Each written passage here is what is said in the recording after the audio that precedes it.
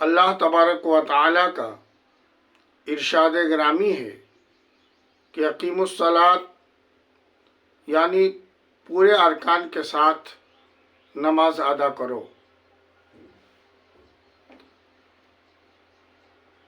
ये जान लेना बहुत ज़रूरी है कि अरकान नमाज यानी नमाज के फ़राइज़ की तरह नमाज के वाजिबात भी हैं, और आज हम नमाज के वाजिबात पर ही बात करेंगे।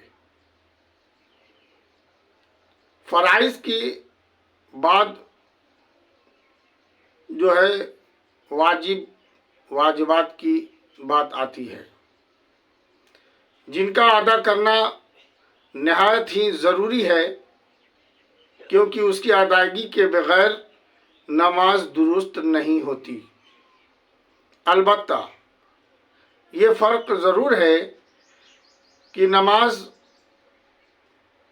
के फ़राइज़ के छूट जाने या छोड़ देने से नमाज बिल्कुल नहीं होगी और फिर से अदा करना होगा, मगर वाजिबात नमाज के छोड़ने या छूट जाने की दो सूरतें हैं। पहली सूरत तो यह है कि कोई वाजिब अगर भूल से छूट जाए तो सजदाए सहव कर लेने से नमाज हो जाएगी, और दूसरी सूरत यह है कि अगर जानबूझकर वाजिबात नमाज में से छोड़ा तो फिर से नमाज अदा करना पड़ेगा, वरना गुनहगार होगा। आइए हम आपको बताते हैं वाजिबात नमाज क्या हैं। अल्लाहु अकबर कहकर नमाज की इब्तिदा करना, ये वाजिबात नमाज में से है। अगर कोई शख्स आया और देखा कि इमाम रुकू में है तो अल्लाहु अकबर कहते हुए सीधे रुकू में चला गया तो उसकी नमाज नहीं होगी। उसके लिए उसे 2 बार अल्लाहु अकबर कहना होगा। एक बार अल्लाहु अकबर कह के हाथ बांधे, दूसरी बार अल्लाहु अकबर कहता हुआ रुकू में जाए। फर्ज की 2 पहली रकातों में और वित्र और नफिल के तमाम रकातों में सूरह फातिहा पढ़ना वाजिब है। अच्छा, मसला एक और समझ लीजिए कि सूरह फातिहा के 7 आयतें पढ़ना वाजिब है। उनमें से किसी भी आयत या लफ्ज का तर्क कर देना वाजिब का तर्क करना है। अगर जानबूझकर किया तो फिर से नमाज पढ़ी, और भूले से अगर हुआ तो सजदा सहव करे। फर्ज की पहली दोनों रकातों में और वित्र नफिल के तमाम रकातों में अल्हम्दुलिल्लाह के साथ किसी छोटी सूरत या कम से कम 3 आयत का मिलाना ये वाजिब है। फिर उसके अलावा सूरह से पहले सूरह फातिहा पढ़ना ये भी वाजिब है। ये नहीं कि पहले सूरह पढ़ लिया फिर सूरह फातिहा पढ़ी, नहीं, पहले सूरह फिर सूरह फातिहा, उसके बाद कोई सूरत पढ़ी जाए या कोई सूरत की 3 आयतें मिलाई जाए। ये तरतीब वाजिब है। दोनों सजदों को पै दर पै करना, यानी एक के बाद दूसरा फौरन। तादिल अरकान ये वाजिब है, यानी रुकू, सुजूद, कौमा, जलसा में कम से कम एक बार सुभान रब्बियल आला पढ़ने के मिक़दार ठहरना, इसी को तादिल अरकान कहते हैं, और ये वाजिब है।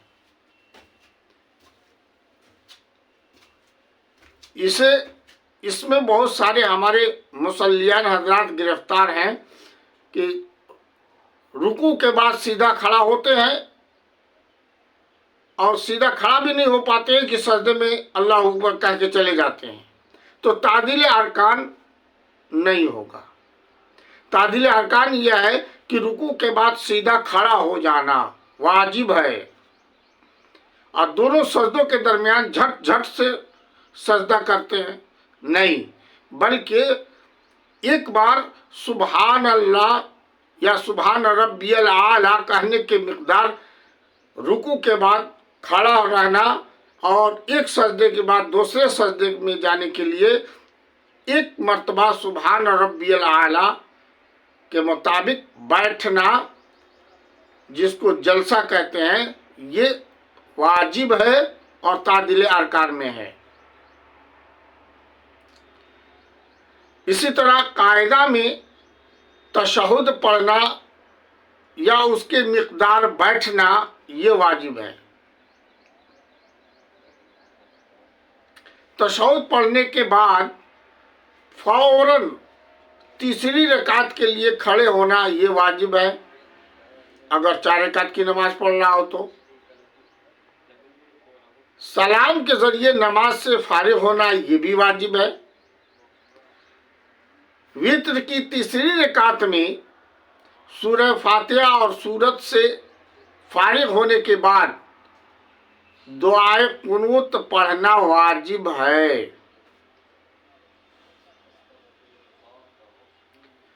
عید اور بقرعید کی ہر رکعت میں 3 زائد تکبیرات کا کہنا یہ واجب ہے۔ فجر میں، مغرب میں اور عشاء کی پہلی 2 رکعتوں میں امام کا بلند آواز سے قرات کرنا یہ واجب ہے۔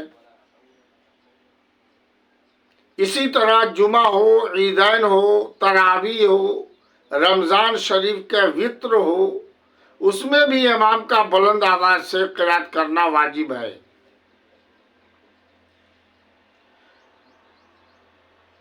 جو شخص تنہا نماز پڑھے اسے فجر یا مغرب اور عشاء میں اختیار ہے کہ چاہے تو بلند آواز سے قرات کرے یا پست آواز سے، مگر بلند آواز سے قرات کرنا افضل ہے۔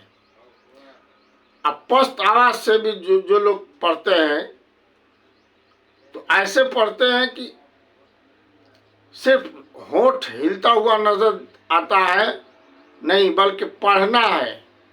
اب پڑھنے کا مطلب یہ ہے کہ کم از کم اگر شور و غل نہ ہو تو اپنی آواز وہ خود سن سکے، یہ اسے کہتے ہیں پڑھنا۔ اسی طرح ظہر اور عصر کی تمام رکعتوں میں اور مغرب کی آخری رکعت اور عشاء کی آخری 2 رکعتوں میں امام یا تنہا نماز پڑھنے والوں کے لیے دھیمی آواز سے قرات کرنا یہ واجب ہے۔ قرات کرنا، پڑھنا واجب ہے، مطلب کہ اگر شور و غل نہ ہو تو وہ خود سن سکے، اتنا ضرور پڑھے، اتنی آواز ضرور ہو۔ یہ رہا واجبات نماز۔ اور باقی اگر کسی کو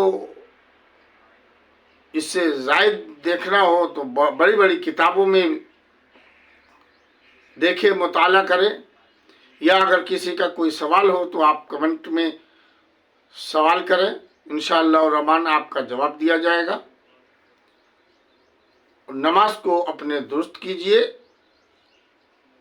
اور صحیح طریقے سے نماز پڑھیے۔ فرائض، واجبات، سنن، مستحبات تمام کو مد نظر رکھتے ہوئے اللہ تبارک تعالیٰ ہمیں نماز پڑھنے کی خشوع اور خضوع کے ساتھ توفیق عطا فرمائے۔ وما توفیق الا باللہ، وآخر دعوانا ان الحمد للہ رب العالمین۔